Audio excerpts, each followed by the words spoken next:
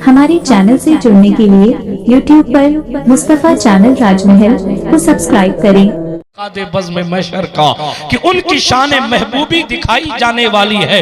अर्ज ये कर रहा था हुजूर सबसे बड़ा वसीला है। और एक बात और सुन लीजिए, उम्मत में जितने वली होते हैं, मौलाए कायनात से लेकर सूफी मिल्लत तक जितने हैं ना, जितने भी अल्लाह वाले ईदम आज तक जो भी अल्लाह रब्बुल इज्जत का वली है, उन सब के पास जो ताकत होती है, उसूल की बात सुन लीजिए, उन सब के पास जो ताकत होती है वो उस उम्मत के नबी की ताकत की खैरात होती है।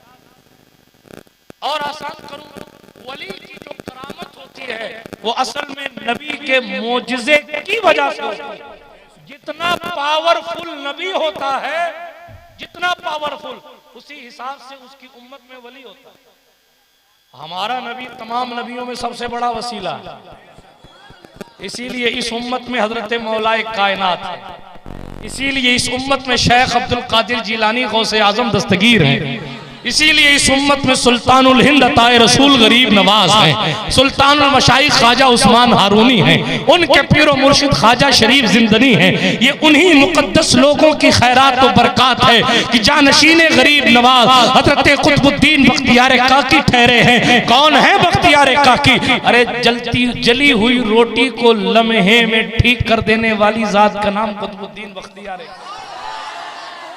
हजरत सरकार कुतुब पाक, ये किस्सा मैं पढ़ दूं। मैंने हनुमानगढ़ राजस्थान में पढ़ा था, उस वक्त आसिफ मियाँ जहाँ बैठे हुए वहाँ गाजी मिल्लत बैठे हुए थे। हाँ, आज है नहीं, लेकिन उनकी गैर मौजूदगी में अल्लाह उनको सेहत कामिला नसीब फरमाए। उनकी गैर मौजूदगी में भी ये किस्सा पढ़ देता हूँ, इजाजत है? हज़रत कुतुब पाक की बात याद आ गई, चूंकि आज इस सरकार मखदूम अलाउल हक गंजनबाद की चौखट पर हाजिरी का शरफ मैसर आया। पूरा सफर कबूल हो गया, पूरे सफर की मेहनतें वसूल हो गई जब गुलामों की हाजिरी मखदूम की चौखट पर हो गई। इसलिए कि जनाब खिज़र अलैहिस्सलाम जैसे लोग जब हमारे सुल्तान अशरफ को अल्लाह समद वज़ाइफ सिखाने आते हैं, अंदाजा कीजिए उनके पूरे मुर्शिद हजरत गंजनबाद की शान और अजमत क्या होगी। बिरादराने मिल्लत इस्लामिया, हजरत कुतुबुद्दीन बख्तियार काकी रज़ी अल्लाह तआला अन्हु का मुबारक और मसूद दौर था। ऐसे बड़े पीर हैं, ऐसे बड़े कि अखंड भारत का बादशाह शमसुद्दीन अल्तमश आपकी चौखट पर मुरीद होने आया और आपने उसको मुरीद किया। तफसीलात में जाने का वक्त नहीं है। जब अल्तमश के मुरीद होने का किस्सा मशहूर हुआ तो बाबा फरीदुद्दीन मसूद गंजे शक्कर बड़ी उम्र के थे और आकर आप उनसे मुरीद हुए, पाकपटन से तशरीफ लाए। तफसीलात में जाने का वक्त नहीं, मगर दिल्ली कुतुबुद्दीन बख्तियार काकी की है। तवज्जो है आपकी? हाथ उठाकर कहें या रसूल अल्लाह। अरे माशाअल्लाह, मैं तो सोच रहा था आप सो गए। सुभान अल्लाह। अच्छा, एक बार हाथ उठाकर कह दें या अली। क्या कहने, अल्लाह आपके हाथों को सलामत रखे और मौलाए कायनात के वजूद से आपके वजूद को सलामत रखे। तवज्जो है? सुन लीजिए, किस्सा हाशिए जहन पे आ गया, सुना देता हूँ। हजरत कुतुबुद्दीन बख्तियार काकी का मुबारक दौर है, ये गरीब नवाज के खलीफा हैं, बोलो सुभान अल्लाह। ये जब छोटे से थे ना, आपके वालिद माजिद का इंतकाल हो गया। आपकी वालिदा मखदूमा ने फरमाया कि एक खातून से या एक बुजुर्ग से कहा कि इन्हें ले जाओ किसी मदरसे में दाखिला करा दो ताकि ये इल्म हासिल कर लें।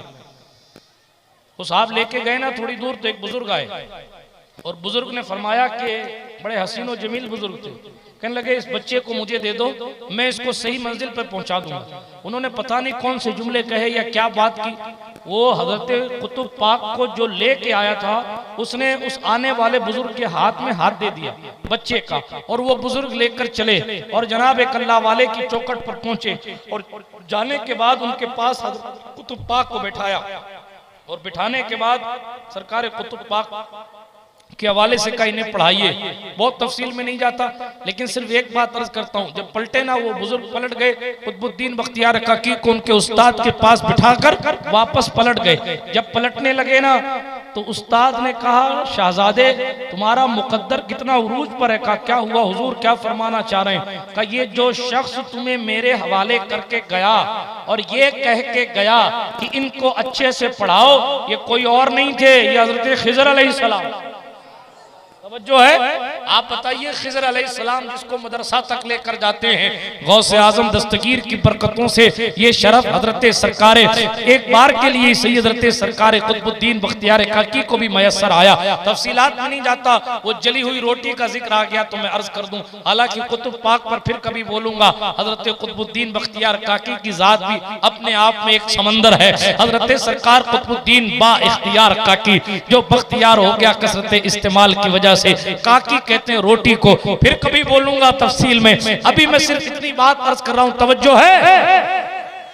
बादशाह के दौर में अकाल पड़ा है, कहत समझते हैं, अकाल पड़ गया, अकाल समझते हैं, समझते हैं? अब तर्जुमा की भूखमरी, वो भूखमरी के लिए कहत पड़ गया। उर्दू भी नहीं समझते, हिंदी भी नहीं समझते, बंगाली मुझे आती नहीं है, न बिहारी आती है। तवज्जो है। चलिए इतनी तो बात है कि आप तवज्जो है समझ लेते हैं।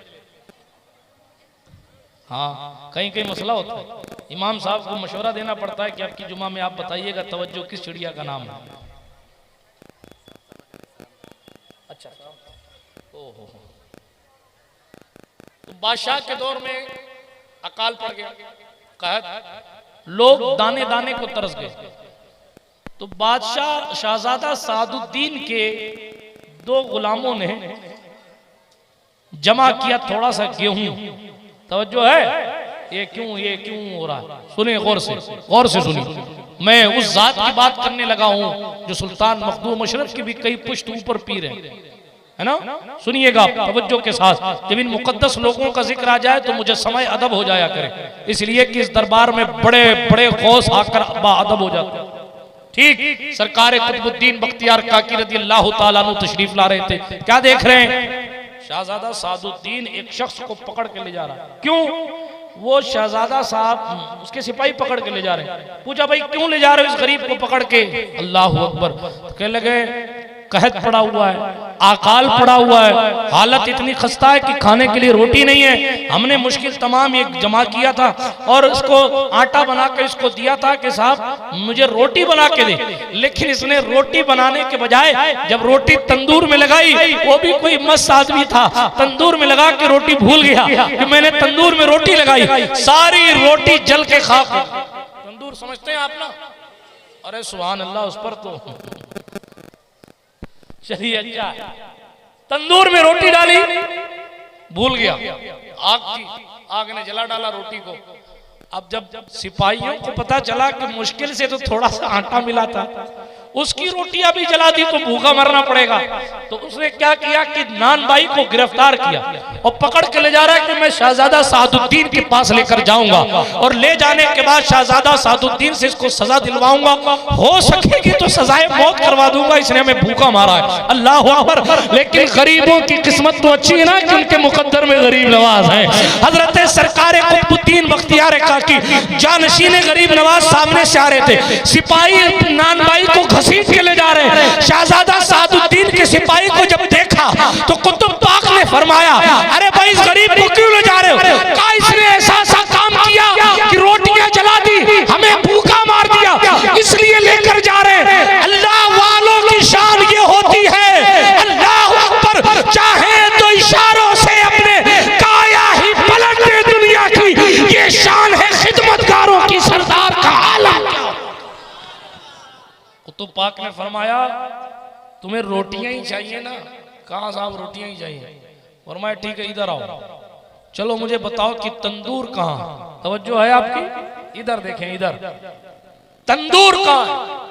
तंदूर के करीब ले जाकर खड़ा किया गया और तंदूर के करीब ले जाकर जब खड़ा किया गया, साहब इसी तंदूर में जली हुई रोटियां हजरत गरीब नवाज के मुरीद और खलीफा व जानशीन हजरत कुतुबुद्दीन बख्तियार काकी रज़ियल्लाहु ताला अन्हु ने अपना मुकद्दस हाथ उस जलते हुए तंदूर में डाला और जो रोटियां जल चुकी थी ना, उसे बाहर निकालते थे तो रोटियां गर्मा गर्म तरोताजा रहते थे। दूसरी रोटी निकाली, तीसरी रोटी निकाली, लो सिपाहियों तुम्हारी रोटी, लो तुम्हारी रोटी, लो तुम्हारी रोटी। जितनी रोटियां उसने लगाई थी जलकर कोयला हो चुकी थी, मगर गरीब नवाज के जानशीन के दस्ते करम की बरकत थी कि जली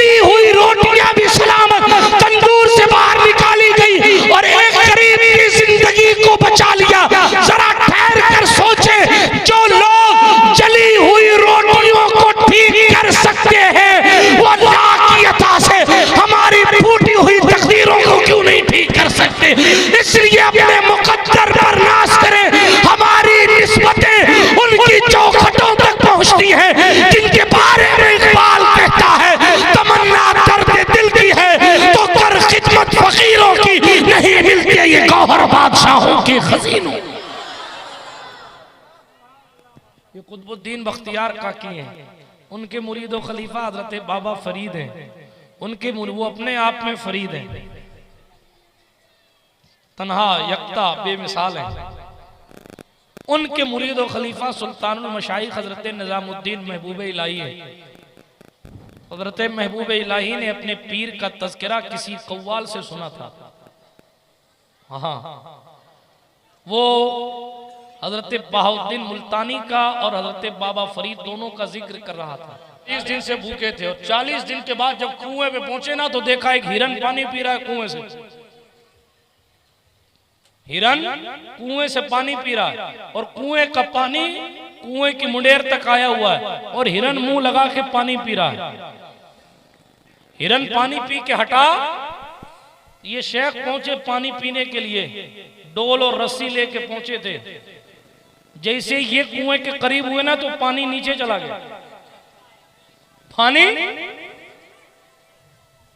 तड़प गए, कहा मेरे मालिक क्या मैं हिरन से ज्यादा, क्या मैं हिरन जितनी भी औकात नहीं रखता?